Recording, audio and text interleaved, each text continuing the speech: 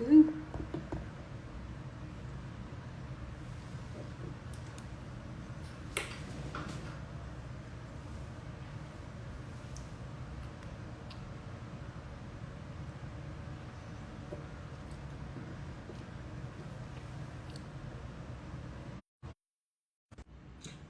oi, oi, acho que agora eu conectei.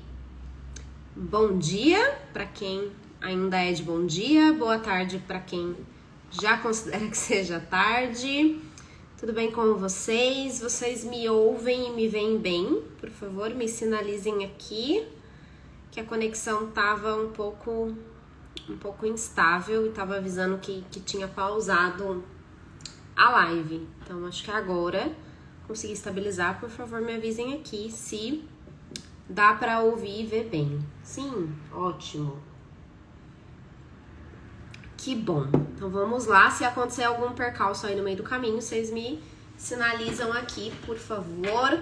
Sejam muito bem-vindas a esse aulão ao vivo que a gente vai ter hoje.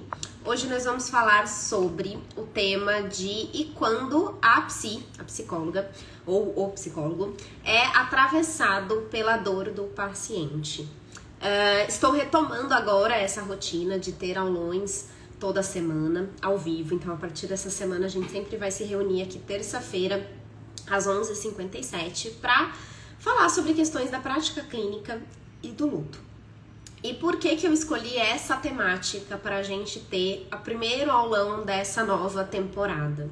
Primeiro porque é uma situação muito comum, é uma situação inevitável dentro da prática clínica, né? Então eu acredito que todos nós, enquanto psicólogos ou ainda estudantes de psicologia, já vivenciamos ou vamos vivenciar essa situação de atender um paciente e se sentir atravessado pelo sofrer do outro, de terminar uma sessão e a gente sair se sentindo um pouco triste, seja um pouco triste porque a gente achou que aquele atendimento não foi tão bom quanto poderia, a gente, né, se cobra muito em relação à nossa entrega dentro das sessões e dentro dos atendimentos, ou também e principalmente a gente sai um pouco triste porque aquela sessão trouxe um conteúdo mais denso, porque o sofrer do paciente estava de uma forma mais explícita presente ali naquela sessão.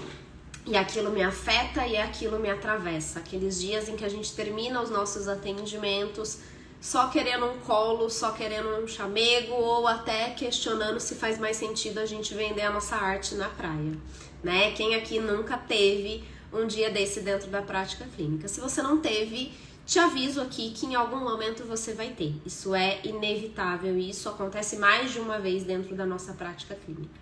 Então, eu escolhi esse tema por essa universalidade dentro da nossa prática e porque eu acho uma temática muito importante para a gente continuar discutindo e quebrando o paradigma da neutralidade que ainda existe nas miudezas e nos detalhes da nossa prática clínica e das expectativas que a gente tem em relação ao nosso trabalho.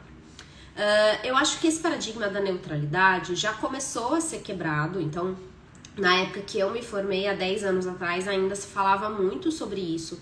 Se esperava um psicólogo mais neutro, de uma postura mais neutra, com menos conexão, com menos expressão emocional. Hoje a gente já não tem tanto isso.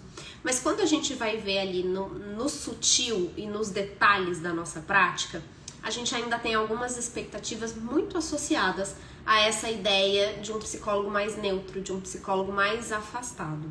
A gente ainda tem muito medo de sentir durante a sessão. A gente ainda tem muito medo de sentir junto com o paciente, de vivenciar esse sentir junto com o paciente, né? Comentem aqui comigo, vão compartilhando aqui nos comentários se vocês se identificam com esse cenário. Se para vocês ainda existe um pouco de medo e um pouco de angústia em relação a esse sentir, né? Aqueles questionamentos. E se eu me emocionar? E se eu tiver vontade de chorar? E se eu não der conta do sofrer do paciente? E se eu não der conta dessa demanda? E se isso for demais pra mim? E se isso mexer com a minha ferida? O que eu faço? O que eu faço na hora do atendimento? O que eu faço depois? O que eu faço na condução do caso a longo prazo, eu encaminho ou eu não encaminho? Então, vendo essas demandas, vendo essas dúvidas, isso é uma temática muito frequente, por exemplo, nos grupos de supervisão, nas supervisões individuais que eu tenho aqui na clínica. Então, eu entendi a importância de trazer isso pra gente aprofundar um pouco mais, tá? A minha vivência em relação a isso, como eu comentei, eu vim de uma graduação 10 anos atrás, né? Então eu já tenho, na verdade, 11 anos de formada. Então eu entrei na faculdade em 2009. Então é muito tempo. Vamos pensar aqui que é uma época da psicologia que ainda não existia o atendimento online, não era autorizado o atendimento online. Então existia uma certa postura, e eu lembro muito das orientações que eu recebia nas minhas supervisões do estágio, que pregavam muito um psicólogo distante, um psicólogo que, em prol da ética, precisava se manter extremamente distante, quase que desconectado do paciente, quase que como a gente tivesse mesmo que desempenhar um personagem, né? E daí um personagem que tinha uma vestimenta específica, um personagem que tinha uma postura específica. E eu sempre questionei muito essa postura e essa expectativa que me era orientada. Para mim não fazia sentido.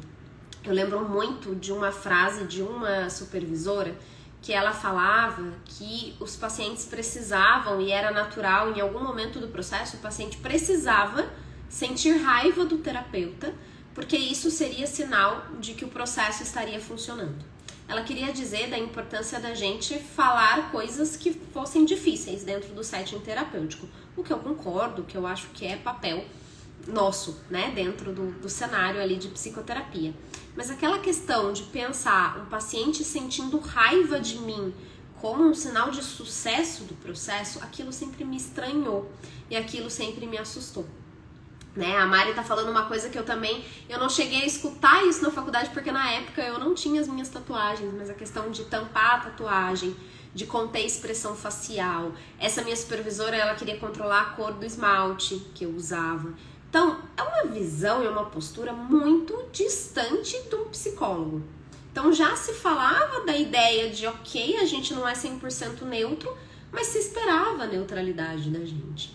E quanto mais você tenta se manter nesse lugar, a conexão que acaba existindo entre terapeuta e paciente, ela fica uma coisa questionável, né? Qual é a qualidade dessa conexão? Qual é a profundidade dessa conexão? Então, eu sempre questionei muito isso. E foi ao longo da minha prática clínica, dos anos aí de carreira, e demorou um tempinho, porque eu ainda tive algumas supervisoras depois, no início dos meus atendimentos, que ainda seguia um pouco essa ideia também, mais rígida. Então demorou um certo tempo para eu me sentir mais à vontade em ser eu mesma e me colocar de forma mais autêntica nas minhas sessões. E conforme eu fui me colocando de forma mais autêntica nos meus atendimentos, eu fui percebendo que eu seria, sim, atravessada por aqueles casos. Existiam casos que eu levava para casa, né, aqui na cabeça. Existiam casos que eu gostava mais daquele paciente, que eu me envolvia mais, que eu me sentia mais conectada, que eu me identificava mais. Existiam casos que mexiam muito comigo pelo conteúdo, que mexiam muito comigo pela relação terapêutica, casos que eu tinha mais facilidade para me relacionar, casos que eu tinha menos facilidade.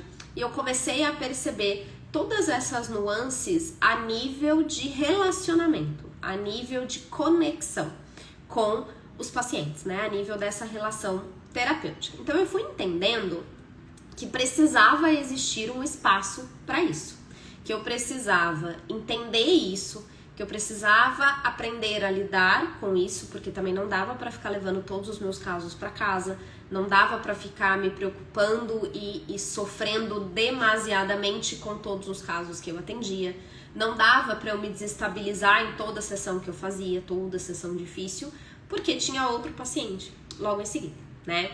E daí isso começou a levantar alguns questionamentos, e daí são alguns pontos e pilares que eu queria trazer aqui para vocês. Primeiro, a gente entender esse pensar em se atravessar a gente entender se isso me causa angústia, se isso me gera medo, né? Então, nossa, eu vou sentir junto com o paciente, eu vou me doer diante do relato de um paciente. Como que eu me sinto em relação a isso? Isso me angustia? Isso me assusta? Isso me traz medo? O que eu penso sobre isso? Qual é o limite entre eu estou sentindo junto com o paciente, eu estou sendo atravessada por essa dor, mas eu não estou infringindo nenhuma regra ética, né? Tem um vídeo que tá circulando bastante aí nas redes sociais, talvez tenha passado na sua timeline. Enquanto psicóloga, eu tenho certeza que você já viu esse vídeo nas últimas semanas, que é um vídeo que a tela tá dividida no meio e que mostra uma sessão de terapia que a paciente está muito pouco engajada e que a terapeuta começa a questionar e se envolver com os interesses dela. E aquilo vai trazendo mais conexão e ela vai engajando mais na terapia e ela vai se sentindo bem e ela vai tendo evoluções e melhoras no processo. Eu achei esse vídeo muito bonito, muito tocante, fiquei bem emocionada, porque eu falei, nossa, a importância, né, do processo de relação terapêutica. E daí aqui em casa, meu namorado, quando ele viu o vídeo, a primeira coisa que ele me questionou, nossa, mas se a terapeuta começar a se envolver tanto assim, ela não entra no âmbito de ser amiga e deixa de ser terapeuta? E eu achei interessante a pergunta dele, porque ele é uma pessoa que não é da área da psicologia, embora ele saiba muito sobre o dia a dia do meu trabalho, mas ele não tá ali vivendo o dia a dia. E eu achei muito interessante porque eu pensei, nossa, talvez essa seja a visão que a maioria das pessoas que não são psicólogos, então os nossos potenciais e possíveis e reais pacientes, podem pensar sobre a terapia. Talvez eles achem que precisa existir esse distanciamento. Talvez eles achem que a postura da psicóloga não cabe essa proximidade e esse atravessamento todo, né? Porque quando eu falo de proximidade, eu automaticamente falo de atravessamento. Não existe uma conexão real sem que eu seja atravessada por aquilo. E daí eu vou ser atravessada pela felicidade, eu vou ser atravessada pela dor, pela angústia, pela tristeza, eu vou ser atravessada. Daí eu preciso pensar o que isso me traz. Se isso me traz angústia ou se isso me traz medo e o que eu penso eticamente sobre isso, né? E daí eu expliquei pra ele que isso não era uma infração ética, porque a infração ética é quando a gente sai do setting terapêutico, é a gente misturar o tipo de vínculo. Agora, enquanto terapeuta, que possivelmente eu sou a pessoa mais íntima da maioria dos pacientes, porque eu sei de coisas que potencialmente outras pessoas da vida dele não saibam. Será que não faz sentido eu me conectar com aquilo que é importante para o meu paciente? Eu demonstrar interesse pelas coisas que são importantes para ele na vida dele? Será que não faz sentido eu ter essa conexão mais próxima, mais íntima, mais real, mais genuína?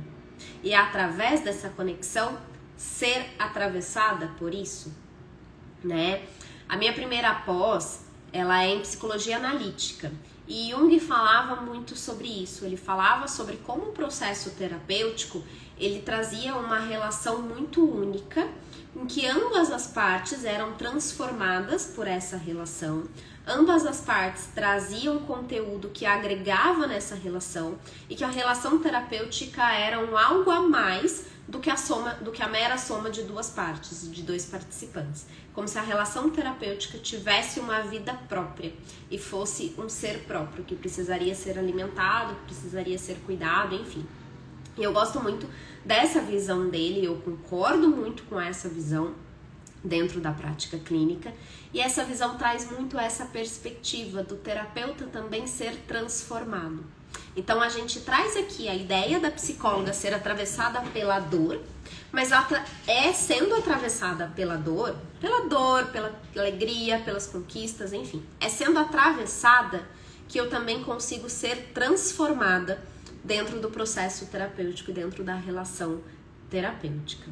Então, a gente pensando nessa perspectiva, o primeiro ponto, o primeiro pilar que eu quero trazer para vocês, pensando na ideia de como lidar com isso, é a gente poder naturalizar essa questão, né? Vou pegar aqui a minha colinha de tópicos para eu não me perder na minha linha de raciocínio, senão eu vou ficar aqui até amanhã falando, né? Mas acompanhem aqui comigo. A gente aprende na psicologia que formas de lidar com o cenário terapêutico. Ou eu me aproximo, me conecto e posso causar danos ao meu paciente. Então, você está muito próxima, você está muito envolvida, você chorou durante a sessão, você se emocionou, você está errada. Você vai causar danos ao seu paciente. A solução é se afaste. Se afaste, fique na postura mais neutra possível, vista um personagem, aprenda a se blindar, né? Então, muitas vezes a gente vem com a expectativa de como é que eu faço para não sofrer diante de um relato tão difícil. Diante de um relato de tamanha dor, como é que eu faço para não sofrer? O único jeito de não sofrer é você criar uma defesa que te tira dessa relação, que te desconecta dessa relação. Se eu estou conectado com algo, eu vou ser transformado por aquele algo. Não tem como. Então, qual é a linha mais funcional e saudável possível que a gente vai caminhar entre conexão, relação, atravessamento e que não cause danos? Como que eu vou lidar com esse processo, né? Primeiro ponto que eu quero trazer, super importante aqui pra gente, é o ponto principal e a gente só consegue partir dele. A gente vai naturalizar o atravessamento. Então, é inevitável que eu seja atravessada por um caso ou outro, que eu seja atravessada por um relato ou outro, que alguns casos peguem mais no meu calo, que alguns casos mexam mais comigo, que alguns relatos me deixem um pouco mais com a voz embargada ali naquele dia, que alguns casos reverberem mais no meu pensamento pós-sessão. Isso é natural, tá? Parece muito óbvio falar isso, mas eu acredito que isso é um aprendizado constante que nós psis vivemos no nosso dia a dia. A gente precisa lembrar que a gente é humano, tá? Parece muito óbvio, parece muito raso, parece muito tipo, ai, Thaís, é lógico, é claro que é. E hoje, nesse mundo de produção de conteúdo, eu vejo muito conteúdo falando sobre isso. Psicólogo, se cuide, exerça o autocuidado, preste atenção, cuida da tal da agenda lotada. Muita valorização disso, mas pouca prática disso. Na hora que o calo aperta, a gente esquece que a gente é humano. A gente esquece. Na hora que a gente se sensibiliza, a gente acha que a gente tá errado. A gente se culpa e a gente se julga. Então, um aprendizado constante da gente lembrar que a gente é humano e naturalizar esse atravessamento. Naturalizado o atravessamento, a gente vai entrar nesse âmbito que eu acho que é um ponto que norteia tudo na psicologia. Conexão. Então, a relação terapêutica é a principal ferramenta que a gente tem. Só que para estar nessa relação terapêutica da forma mais genuína e mais real possível, eu preciso ter uma conexão comigo mesma antes de qualquer coisa. E daí começa a entrar alguns pontos um pouquinho mais profundos do assunto que eu quero trazer aqui para vocês. Então, conexão. Se conecta com você e se conecta com o outro. Quando eu falo de se conectar com você, conheça os seus limites. Thaís, é natural se atravessar? É natural se atravessar, ser atravessado pela dor do outro. Mas de que forma essa dor tá doendo? Então, vou dar um exemplo cotidiano para vocês, tá? Eu trabalho com luto, sou especializada em luto, e luto é 99% da minha dinâmica dentro da clínica, tá? Luto por morte, por perda de ente querido. É 99% das minhas demandas, entre outras perdas e outros rompimentos. Tem dia que é muito difícil. Tem dia que o relato do paciente, nossa, pega em mim e me dói. Me dói junto com o paciente. Mas me dói junto de uma maneira que eu consigo fazer o meu ritual, que eu faço toda vez, e eu já vou falar disso, quando eu termino a sessão, e eu consigo ficar bem apesar daquele momento difícil. Não é um sentir que me pega, mistura na minha dor e bagunça a minha dor. Porque eu tenho as minhas dores, a minha bagagem todo mundo tem. Não é uma dor que bagunça a minha. É uma dor que conecta com a minha enquanto eu estou conectado com o paciente, que conversa com a minha dor. É uma dor que me ensina, que me abre uma outra perspectiva para olhar para a vida, para o meu processo de luto, para alguma outra coisa. É uma dor que talvez me faça ficar um pouquinho mais quieta naquele dia, mas ela não me tira do eixo, ela não me bagunça. Se eu tenho uma dor do outro que me bagunça, é muito provável que essa dor tocou num ponto que ultrapassou o meu limite pessoal. E que, mais uma vez, vamos lembrar que somos humanos e que temos os nossos limites pessoais. Eu, Thaís, tenho o meu repertório de tipos de perdas e lutos que eu tenho plena consciência que eu não tenho bagagem pessoal hoje para lidar. Porque são tipos de luto que conversam muito com partes da minha história que ainda não estão bem organizadas. São feridas do outro que conversam com as minhas feridas que ainda estão abertas. Então, lide com as feridas que estão cicatrizadas na sua história. Cicatrizadas não quer dizer que não dói, mas é uma dor mais organizada. Tá fazendo sentido para vocês a forma que eu tô tentando trazer aqui? Deixa eu só ler um comentário aqui que perdeu. O psicólogo foca muito em ter paciente para ter renda e pagar as contas, mas se não colocarmos o nosso cuidado com o princípio ético, não tem como ser um profissional 100% entregue. Perfeita a tua colocação, Thay. Exatamente isso, e eu vou falar disso mais à frente, embora isso seja um primeiro pilar. Oi, Nick, saudades, tudo bom? Vou levar isso pra vida. Que bom, leve mesmo, né?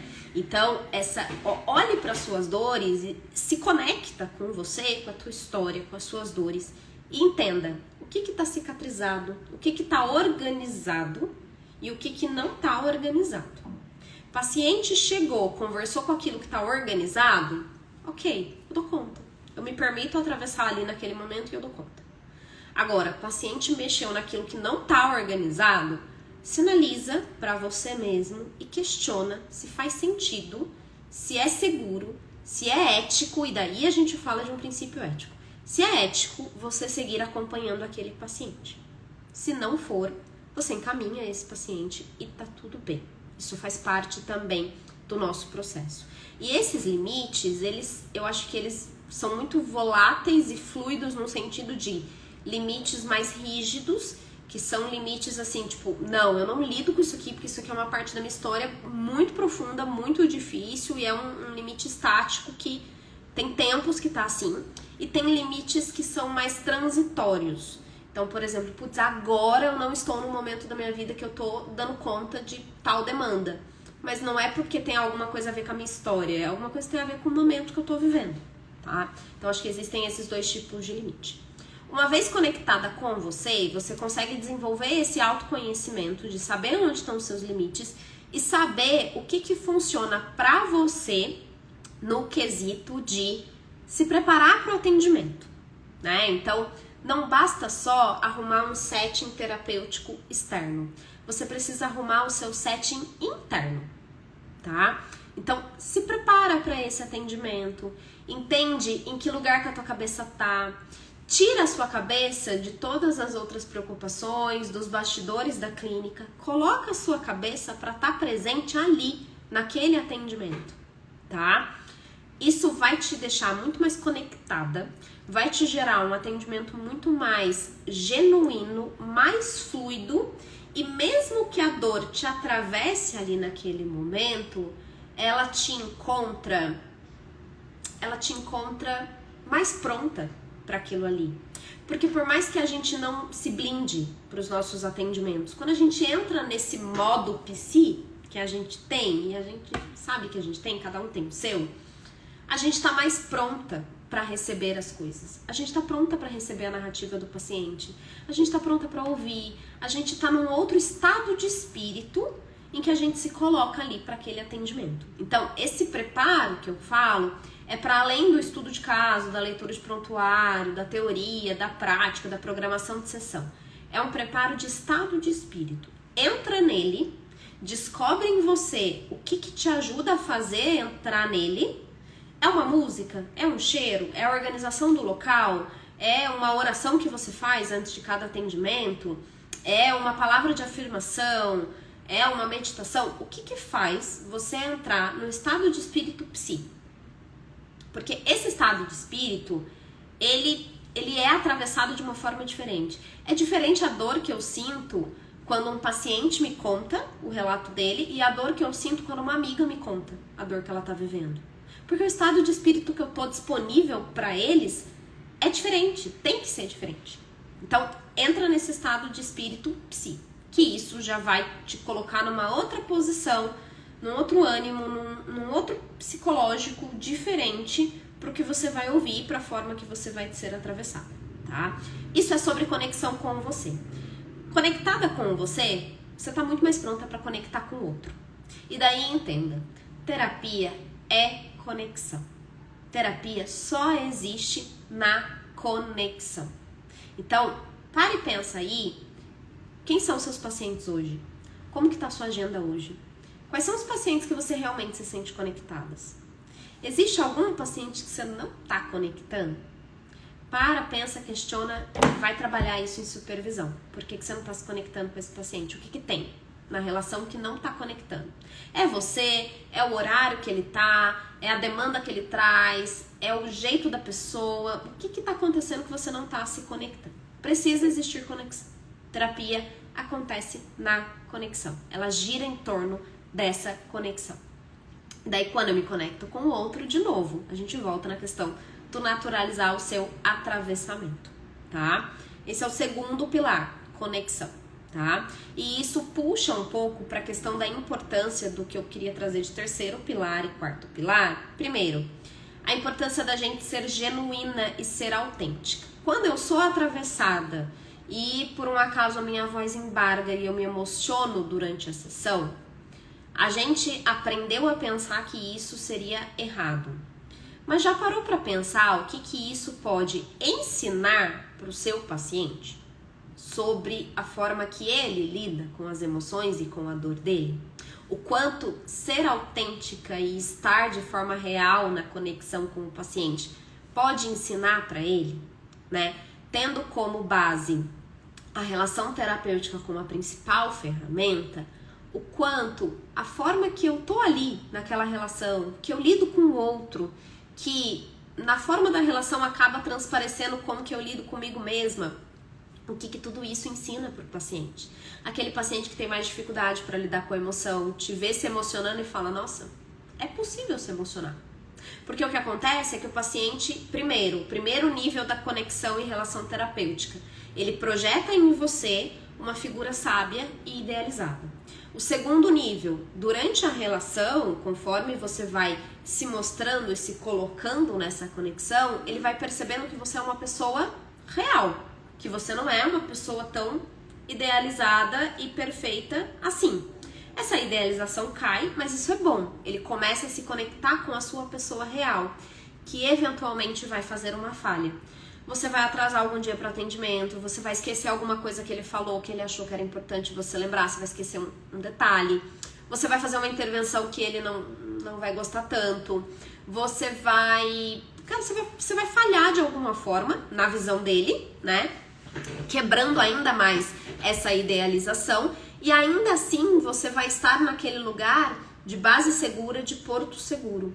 Ou ainda, o paciente vai fazer algo que ele acha que é uma falha, ele vai te contar algo muito sombrio da vida dele, ele vai faltar na sessão, ele vai ficar bravo com você e agir com raiva e você vai permanecer ali. E ele começa então a aprender na relação terapêutica que uma pessoa ainda assim pode ser falha e ser base segura. E que eu ainda posso contar e eu ainda posso contar com pessoas que falham. E quando eu olho alguém que eu idealizava tanto falhando e ainda assim sendo alguém incrível pra mim, eu começo a pensar que eu posso agir assim comigo mesma. Então, quando eu vejo o meu terapeuta falhando, eu naturalizo isso pra mim também. Então, a nossa autenticidade na conexão, que vem junto com esse atravessamento, ensina muito para o paciente novas formas dele lidar com ele mesmo e dele lidar com os atravessamentos dele, porque muitas vezes o nosso paciente não quer ele mesmo ser atravessado pela dor dele, E quando ele vê a gente sendo atravessado, isso fica um pouco mais leve para ele, isso traz uma outra perspectiva. Faz sentido isso para vocês? Ficou claro essa linha de raciocínio e esse pensamento de como que eu ensino através da relação terapêutica? Que é muito mais do que eu falo, mas é mais do que só o que eu falo para o meu paciente, mas é muito mais sobre quem eu sou na relação terapêutica, né? Então isso eu acho muito importante a gente ter em mente, porque eu acho que isso nos autoriza a ficar nesse lugar mais humano de sendo atravessado mesmo, tá?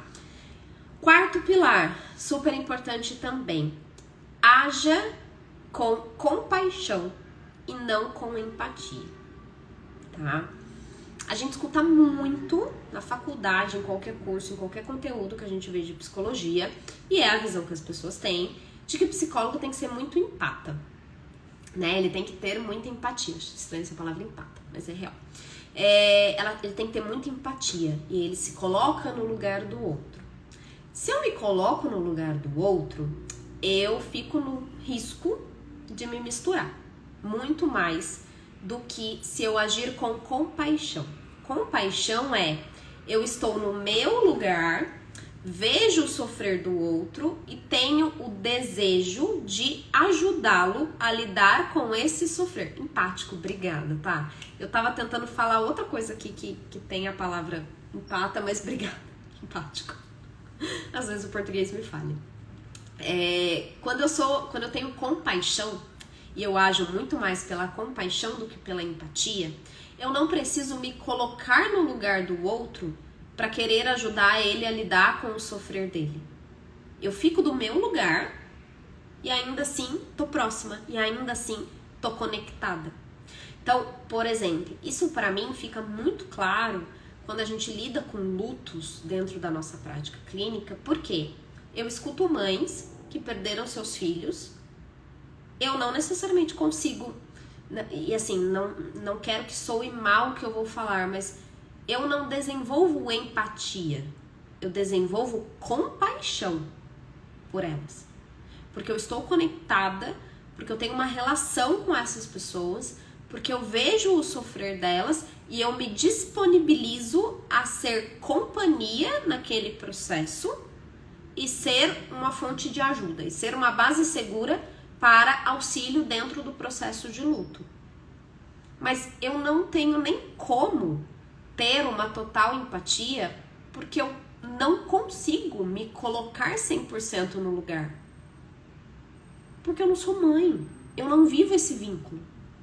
Então, muitas vezes a gente fica tentando ter empatia pela pessoa, se colocar no lugar da pessoa, e isso, na verdade, só vai fazer a gente se envolver de uma forma errada, não é errada, mas de uma forma que não necessariamente vai trazer ajuda. A compaixão, ela ainda me permite ter uma conexão super real com os meus pacientes, super genuína, de total disponibilidade emocional ali naquele momento de cada sessão, mas entendendo que eu estou fazendo isso do meu lugar, sendo eu, não sendo a mesma pessoa, tentando ver o mundo com o olhar da pessoa, tentando me colocar no lugar da pessoa, porque esse lugar é só dela.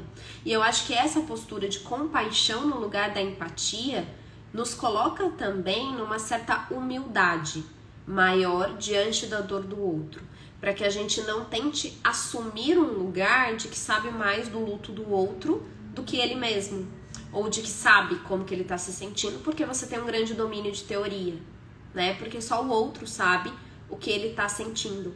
E quando a gente se coloca nesse lugar de compaixão, a gente entra num status de humildade que é muito necessário para que a nossa escuta fique muito mais aberta e muito mais atenta. Porque é a narrativa do luto do outro que vai me dizer o que ele precisa, não é somente a teoria que me orienta por trás. Eu tenho uma teoria que me dá base, que me orienta, mas é a narrativa do outro que vai me falar sobre a dor dele. Então, se eu tô num lugar de empatia, eu fico achando que eu tô vivendo junto com o outro, eu me coloco no lugar do outro, então eu sei o que ele sente. Não, você não sabe. Então, e eu acredito muito que esse lugar de compaixão faz com que esse atravessamento venha diferente também. Não venha de uma forma a me misturar com as minhas próprias dores, tá? Esse é o 4 pilar, né? Trocar a empatia por compaixão dentro da nossa atuação. Fez sentido para vocês o 4 pilar? Me contem aqui. E agora a gente vai pro último, mas não é o menos importante, né? A gente falou um pouco disso ali nos primeiros pontos, quando a gente fala de conexão consigo mesma. E a Thay trouxe aqui essa observação. A nossa atuação precisa ter como base o autocuidado. Então, se eu tenho a relação terapêutica como a principal ferramenta terapêutica, que bom que fez sentido. Eu acho que é um viés pouco falado, é um viés que eu vi poucas leituras sobre isso, honestamente eu não me lembro nem a primeira vez onde eu li isso. Talvez eu tenha escutado um pouco disso no congresso da ABM do ano passado, mas isso me abriu a visão de uma forma e me ajudou muito até nos dias mais difíceis. Eu acho que hoje eu me permito me emocionar durante um relato e sentir alguns atendimentos como mais difíceis, porque eu entendo que aquilo ali não é porque eu estou me colocando no lugar dessa pessoa e sentindo a mesma dor, porque isso é impossível. Mas é porque eu tô desenvolvendo compaixão, eu tenho compaixão diante da dor do outro e como, né, o nosso aspecto de humanidade compartilhada traz essa emoção, traz essa comoção junto com a compaixão. E tá tudo bem, né? Eu tô ali como uma pessoa na frente do outro. Legal, eu tenho um monte de domínio teórico por trás, mas eu sou uma pessoa se relacionando com outra, né? Então, a minha compaixão e a minha comoção vem desse senso de humanidade compartilhada, né? E lembrando mais uma vez que eu também sou ser humano, da mesma forma que os meus pacientes, o autocuidado vem como um pilar super importante. Naqueles dias em que o trabalho é mais difícil, naqueles dias em que você se sente mais atravessada, reforce ainda mais hábitos de autocuidado. Sejam eles quais forem que você entende que sejam importantes. E aqui eu quero abrir um pouco o viés dessa ideia de autocuidado, que sim, atividade física, terapia, momentos de lazer, estar com as outras pessoas que a gente gosta, ter momentos de descanso são super importantes e sim, são hábitos de autocuidado. Mas dentro da nossa rotina de trabalho, a gente também precisa manter o mesmo autocuidado. Então, trazendo um pouco daquilo que a gente já aprendeu, da conexão com a gente mesmo, da noção do seu limite, da noção do seu limite em relação à demanda, do seu limite em relação à carga de trabalho, você precisa ter autocuidado na hora de gerir a sua rotina de trabalho. Então, cuidado com os horários que você coloca na agenda, a disposição que você tem na agenda. Desenvolva uma agenda que seja gentil, né? Então, você funciona bem com atendimentos um seguido do outro? Ótimo, faça atendimentos seguidos um do outro. Você não funciona bem? Você precisa de pausa antes e depois de todos os atendimentos, mais do que os 10 minutos?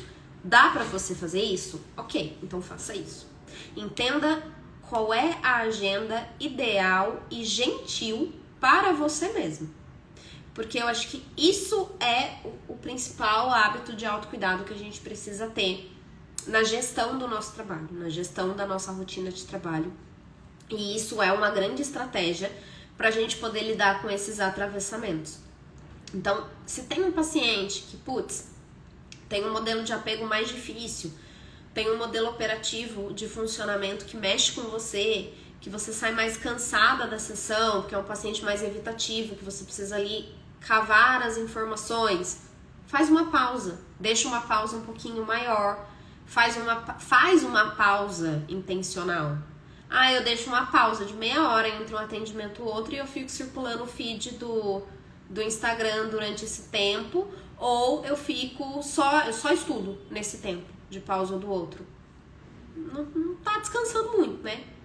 Então, seja mais intencional nesses momentos de descanso. Se você vai ter só 15 minutos de descanso, otimiza isso, né? Para aliviar essa carga que vai se acumulando e que vai se atravessando de um atendimento para outro, né? A gente vem com a ideia, eu não sei se vocês já tiveram essa experiência, mas quando eu atendi em clínica, né, clínica que a gente deixa a porcentagem ali do atendimento, o que mais me desgastava era isso, não era nem a questão da remuneração, que não era congruente com a minha entrega de trabalho, mas era a questão dos atendimentos serem de meia e meia hora, batidos um atrás do outro, e eu tinha que torcer para paciente faltar, para eu conseguir fazer xixi, para eu conseguir comer e para eu conseguir respirar entre um atendimento ou outro. E eu não falo só do respirar porque a gente tá com pressa, mas desse respirar de uma demanda para outra, sabe? Porque, querendo ou não, cada paciente é cada paciente tem a sua história, e é como se a gente virasse várias chavinhas a cada atendimento que a gente faz. Porque cada paciente, na conexão, exige uma parte diferente nossa, enquanto psi. Então, eu tenho o meu modo psi, mas ele funciona diferente com cada paciente. Tem paciente que entra na sessão e fala a sessão toda, que eu faço poucas intervenções. Tem paciente que eu preciso fazer muito mais psicoeducação, tem paciente que eu tenho que ficar cavando, tem paciente que eu tenho que programar a sessão, porque são pacientes que exigem mais. Então, não dá só pra gente seguir uma batida de trabalho que, esquece esse e vai pro próximo paciente. Esteja sempre pronta pro próximo paciente. Tenha uma agenda que te permite ser atravessada por cada paciente. Você tem muito a aprender pelos atravessamentos que você pode ter com cada paciente. Aprender sobre a vida, aprender sobre a psicologia, aprender sobre o paciente e aprender sobre você mesmo. Só que você precisa de espaço para que esse atravessamento aconteça. Espaço na sessão para que essa conexão aconteça de uma forma real e genuína e você seja atravessada e transformada. E você precisa de espaço fora da sessão para lidar com as reverberações desse atravessamento. Pacientes mais difíceis, entenda, você precisa de disposição para atender ele, faz sentido ele ficar no início da sua agenda, ou você precisa de espaço para respirar depois dele e faz sentido ele ficar no final da sua agenda.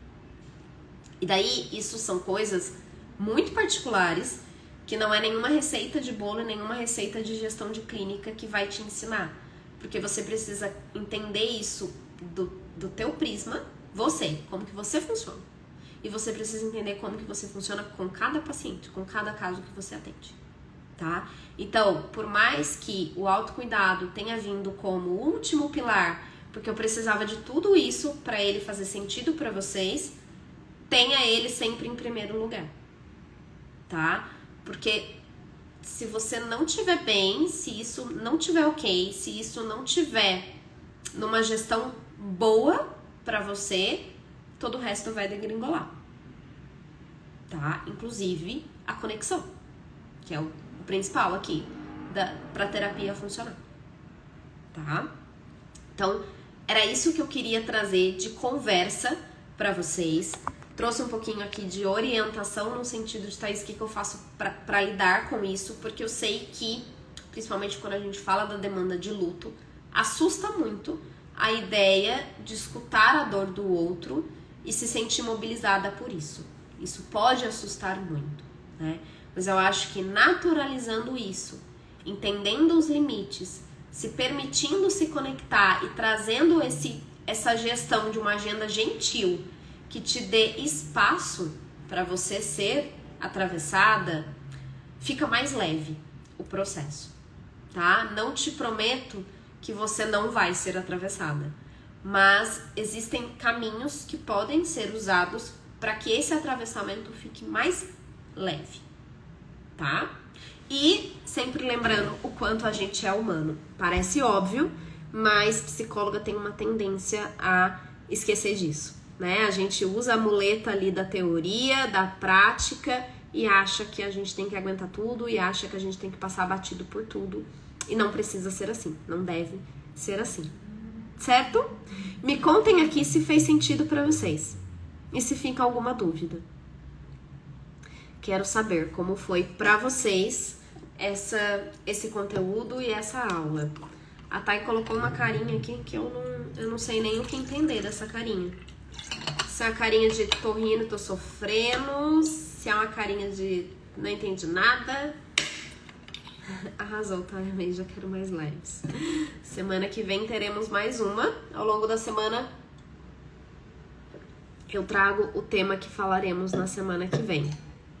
Fico muito feliz que vocês tenham gostado, que tenha feito sentido. Espero que essa nova visão possa ajudar a deixar os atendimentos um pouco mais leves para vocês por aí. Porque eu sei que o nosso trabalho... muitas vezes pode mesmo ficar pesada, não é? Eu tava falando essa semana que o nosso home office é diferente. O nosso home office não é... não tô falando que todos são assim, tá? Mas aqueles relatos de amigos de eu fui fazer reunião no meio da praia, eu fui deixei a reunião rolando, fui assistir TV e tal, ou nem presto muita atenção, fecho a câmera e só apareço quando meu nome surge. Nosso trabalho não tem essa possibilidade, né? Se a gente trabalha na clínica, o nosso trabalho exige presença mesmo, 100% do tempo, né? Quando a gente dá aquela desviada, que a mente vai longe durante o atendimento, a gente já tem que deixa eu voltar para escutar e prestar atenção. Então a gente precisa criar espaço externo e interno para que essa presença possa ser facilitada, para que a coisa fique um pouco mais leve, para que a gente não chegue sempre ao final do dia questionando se vale mais a pena vender a arte na praia, né? Não é isso que a gente quer. A gente quer um trabalho com a psicologia que tenha sentido, que seja leve, né? A escutativa, exatamente. É diferente da escuta que você tem quando você liga pros seus pais e eles só falam de todos os problemas e você tá aqui, ó. Quem nunca, né? Quem nunca teve uma conversa aí com alguém, da família, amigo, namorado, sei lá, que você só fica Isso não é escutativa. E o que a gente faz é escutativa. A gente tá o tempo todo presente, prestando atenção no que o paciente tá falando e muitas vezes prestando atenção até no que ele não está falando, né? Certo, gente? Fechamos. Esse foi o nosso aulão de hoje. Espero que eu tenha feito companhia aí no almoço pra vocês. Espero que tenha sido uma companhia agradável, que tenha sido uma companhia produtiva, tá? Se vocês tiverem mais compartilhamentos ou dúvidas que tenham ficado, podem me mandar mensagem no direct depois. E a gente se vê na próxima terça-feira, às 11h57. Um beijo e até lá, um bom dia pra vocês.